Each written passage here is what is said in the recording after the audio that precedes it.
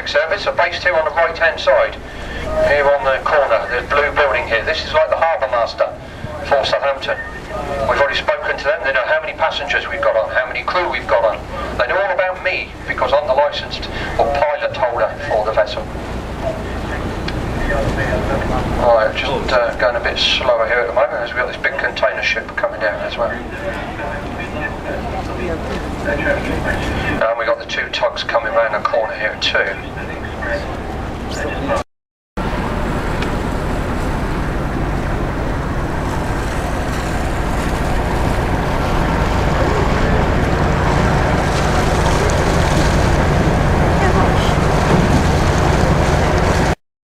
That's a container she's got on board there.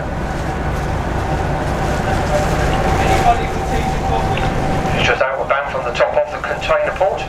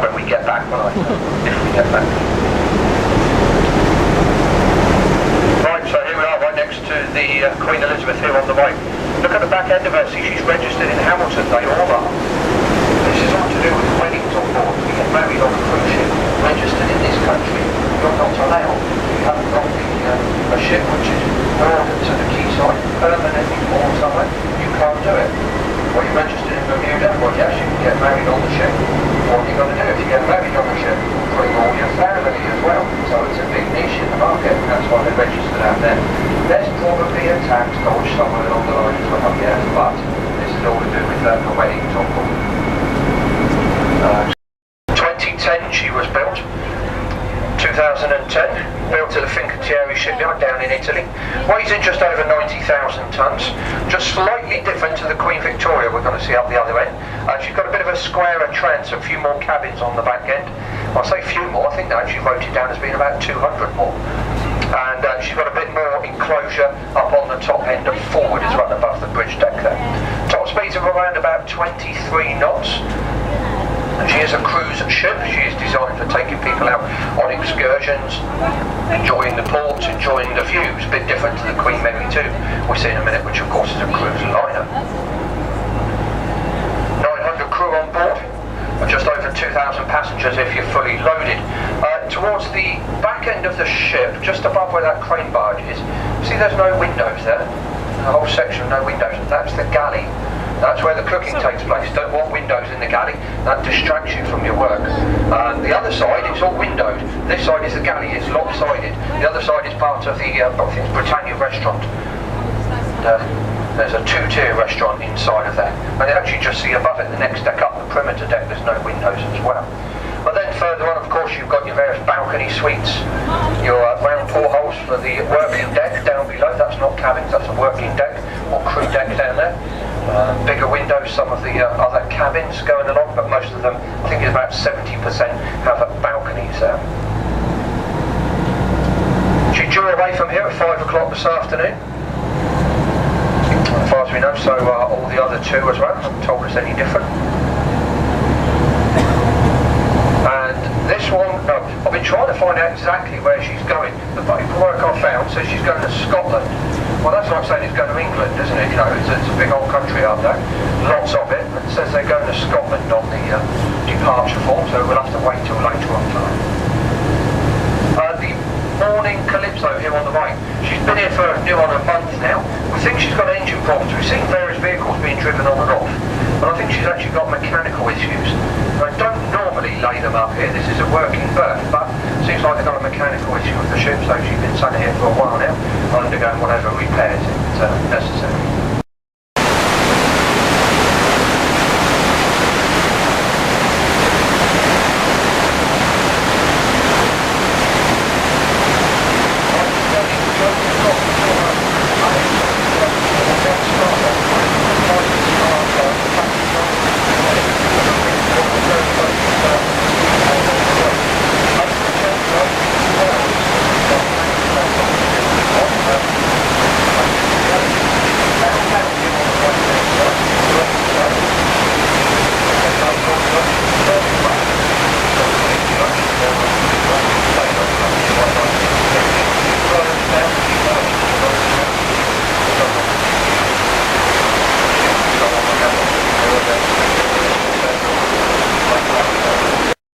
If you've got hay fever, you've got to know about it.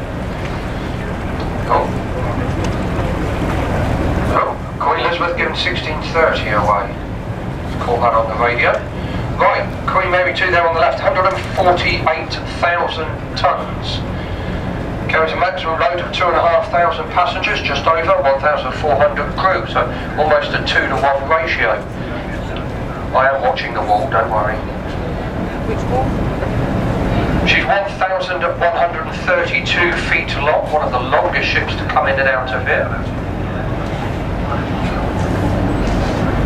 Notice the main funnel in the centre, the red one, when we look at it a bit further away, it's a bit short. It's all to do with getting under a bridge up at Manhattan Harbour. Because of that, they restricted the height of the funnel. But if you look on it, you see the horns as well. I live about 7 miles away from here. I can hear the Queen Mary 2 when it goes. And believe me, I've got hearing aids as well. Even without them, I can hear it when it goes. So she's certainly a very distinct noise from when she does depart. As azimuthing units at the stern, doesn't have rudders, has propellers on a leg. So you turn the 2 legs around to either go astern, sideways, or starboard, even her steering. And then she has the 3 bow thrusters there, and the bow thrusters have doors on them. You shut the door in order to improve the efficiency of the hull going through the water, because she will do over 28 knots.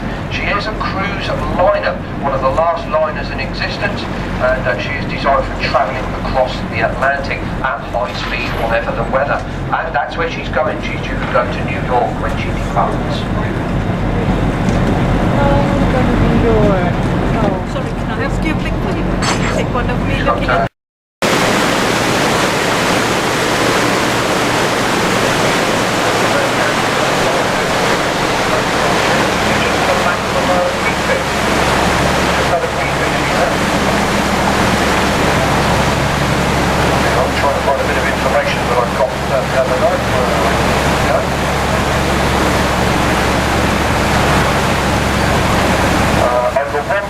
man-hours was spent on the ship during her refit, 25 days in dry dock, and some 55,000 square metres of carpet were laid. It's the first of major refit. 25 days is a long time for a refit. Certainly for a ship of this, of course that's a lot of revenue as well. Shield Hall there on the right, the old steamship, dates itself back to 1955, built on the 1920 design. They all got a power with coal at the time, and actually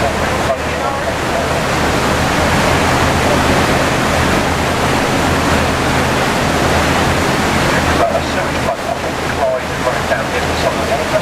Now showing that. The old cow shop Smith there, the old coal ship, the cow shop down here. Got the old cow shop top. So 1929, by the hospital, down in the region.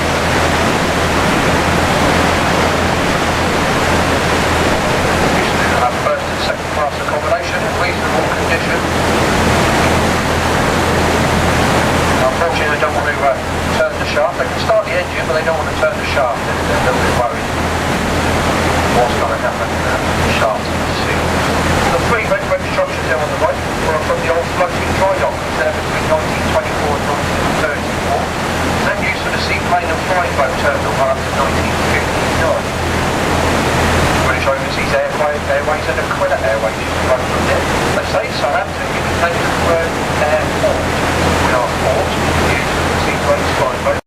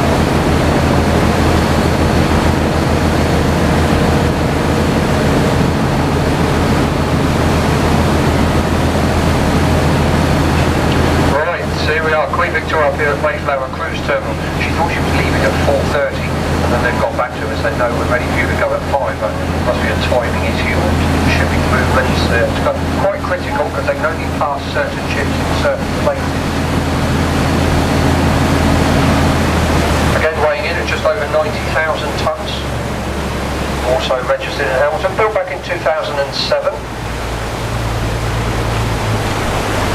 2,000 passengers on board, see a fair few of them on board. Make sure you wave and smile smugly, just to say, you know, you're not too jealous that they're on a cruise ship. On the way to Gibraltar, I believe this one. That's where she's going. Again, we can see where the galley is here on the right, so very much the same as the Queen Elizabeth that we saw a short while ago. There's some of the lower cabins down there.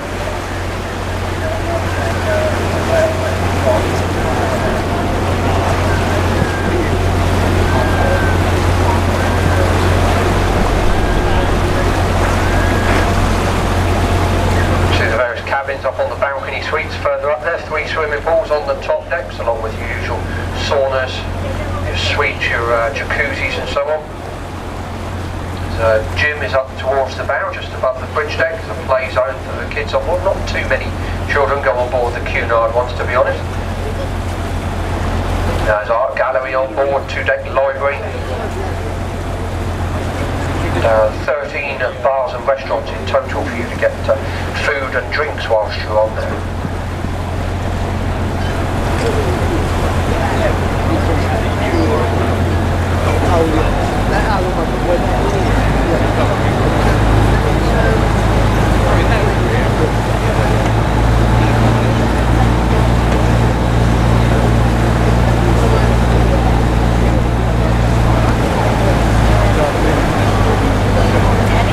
Again, we'll take you underneath the bow of the Queen Victoria up here. She will have to turn, obviously, she's pointing in the wrong direction, so she'll go up just in front of us in what's called the upper swinging ground. She'll make a turn there before she'll proceed outwards. No wind today, so she won't use any tugs. It will all be done under her own thrusters. Provided all the thrusters work, that is, of course. If something doesn't work, they will have to get a tug in.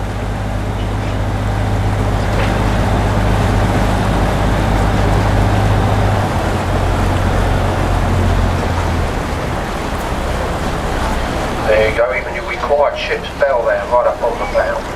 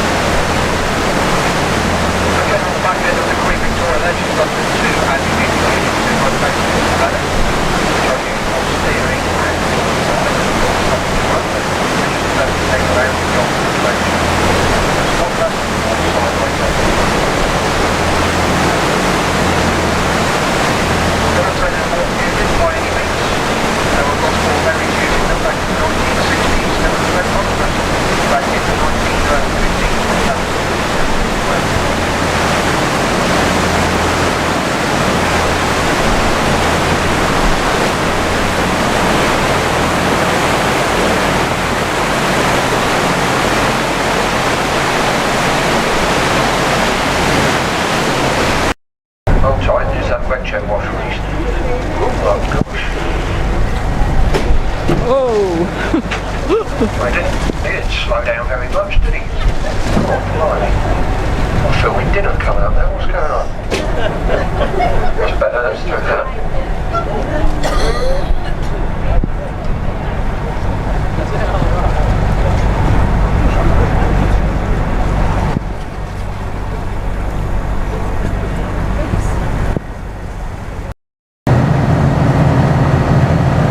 Thought he was washing off the side of the Queen Elizabeth there. I can't remember who was doing that, or washing his own car off. Like they were giving it a bit of a squirt on the side. As we go round the corner there, you'll see the various, it looks like another lorry there, brought some more cargo down for the Queen Elizabeth. See the equipment along the side, forklifts moving around, luggage, stores, food, supplies. Giant refrigerators in there which you literally walk into. You see the forklift on the side there, ready to extend out to the ship. All the goods on one deck, one working deck, all the goods go into there.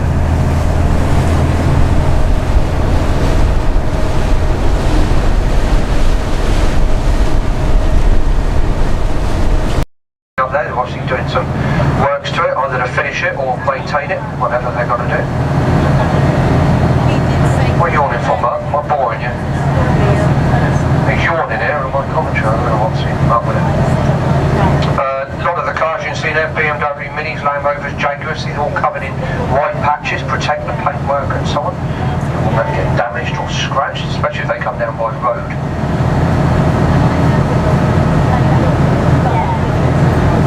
Queen Mary 2 over the top there. Top of the quay wall, tucked in there in the ocean dock. As I mentioned, all of this is reclaimed land around here. Right down onto the edge of Dockhead, it's all reclaimed on the old marshes and mud flats that used to exist here. We're going up the River Itchen, if we had time, if you continued up in front of us.